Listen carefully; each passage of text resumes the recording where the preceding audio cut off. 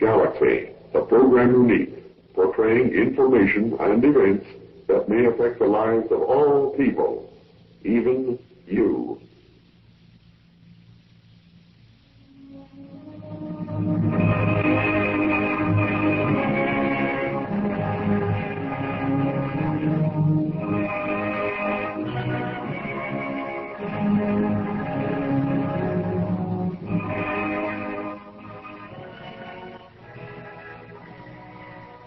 Friends, we are indeed privileged to speak to you again.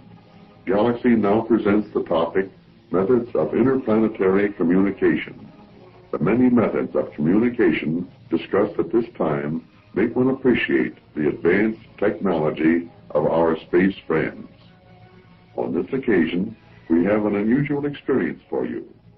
The presenter takes the form of questions and answers, wherein several different persons have the opportunity to present questions to a friend from another planet.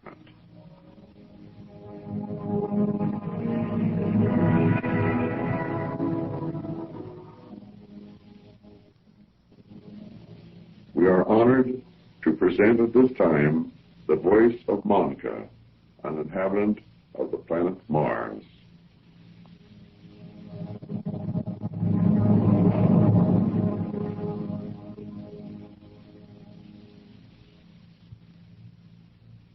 Greetings, people of Earth. I am Monka. At this time, I shall answer several questions submitted by your people. Monka, many people have inquired about the ways you people have found to communicate with the people of Earth. Do you care to enumerate the ways, or some of the ways in which this is done? Regarding the various methods we have of communicating with your peoples, we face a number of unique problems.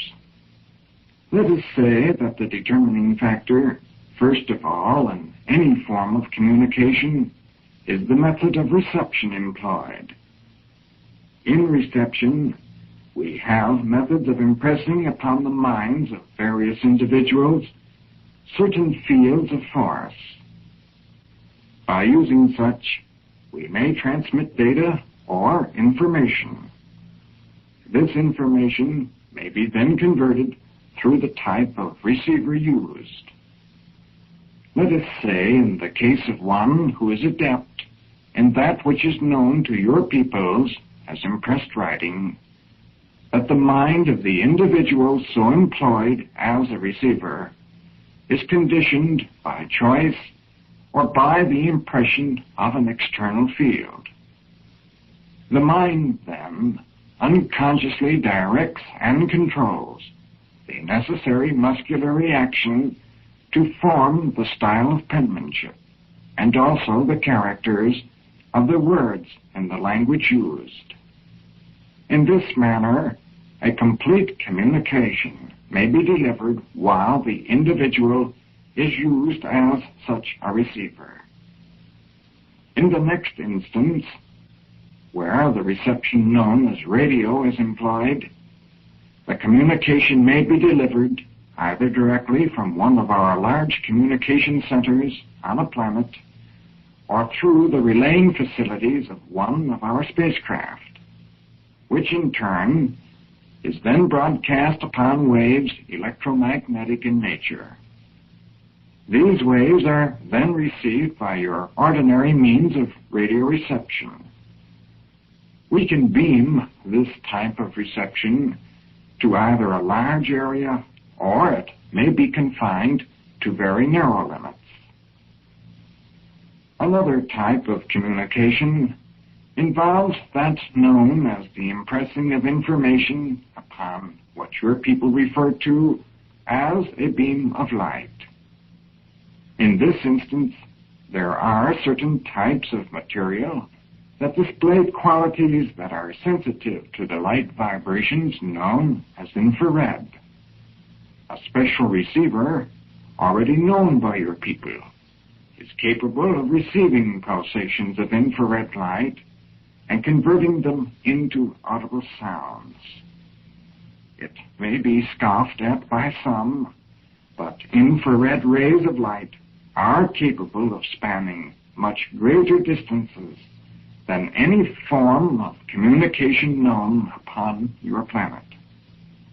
We have, for a great period of time, used this as one method in a permanent network of intergalactic communications.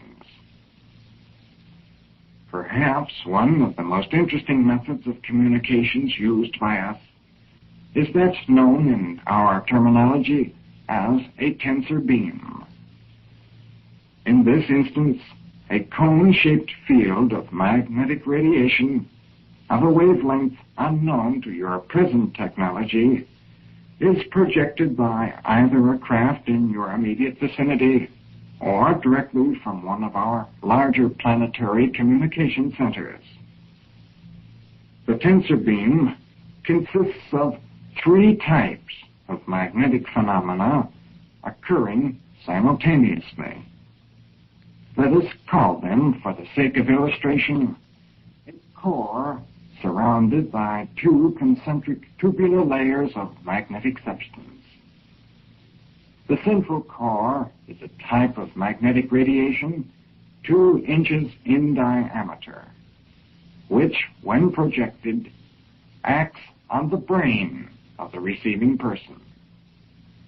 The inner tubular layer controls the immediate physical environment of the receiving person and extends exactly 4 inches beyond the area of the body of the person engaged in reception. The outer tubular layer contains what we call the return circuit. This picks up the emanations from the minds of the individuals present about the receiving person. This serves as a carrier for returning their thoughts to our monitors. Monka, how are you able to express yourself in so many different languages?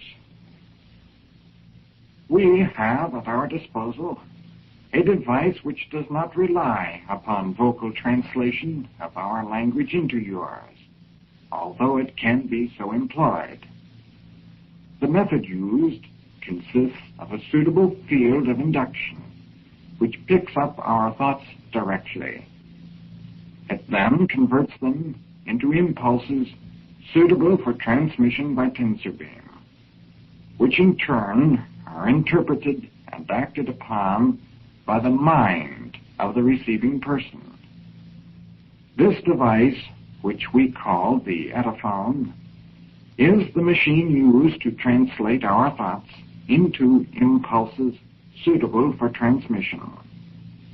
The translation into your language, in the case of tensor beam, is accomplished through the mind of the receiver. A mechanical vocalator is used where radio or light beam is the communication method employed. Let us explain that the mechanical vocalator is a device which converts thought into oral expression. Monka, have your people on any occasion used the medium of a telephone for communication purposes? In answer to your question, this medium of communication can be utilized upon occasions. However, we do not favor this method. When it is so employed, the mechanics needed could result either in a failure of your telephone circuits or, in some cases, replacement of your equipment.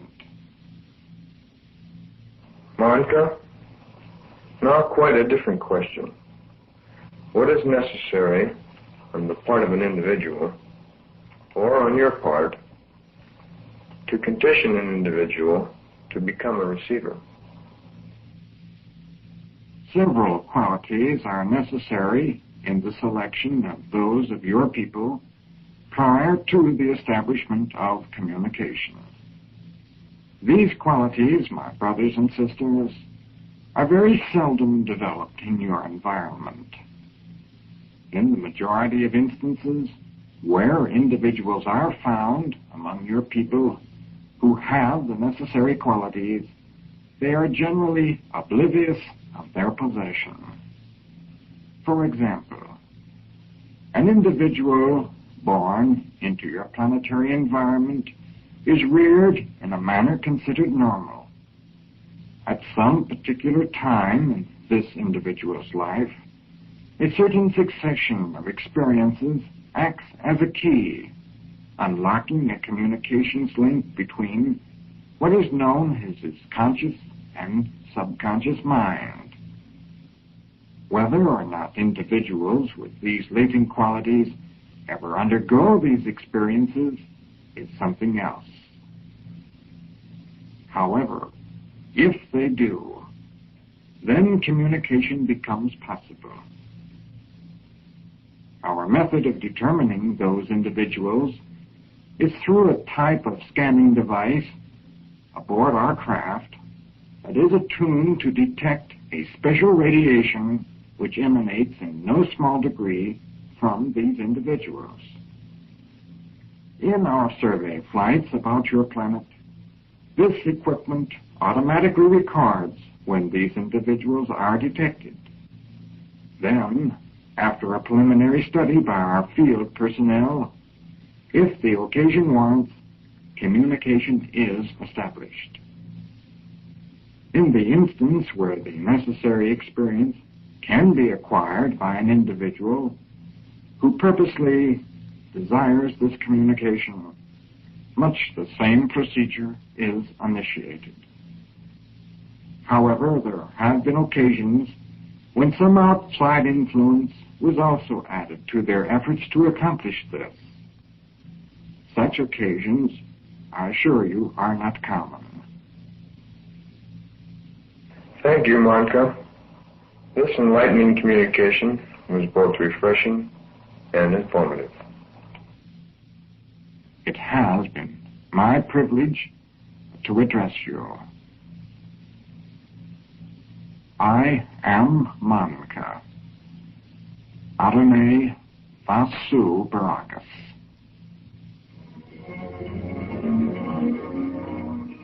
Friends, you have just heard a recorded communication with Monka of the planet Mars.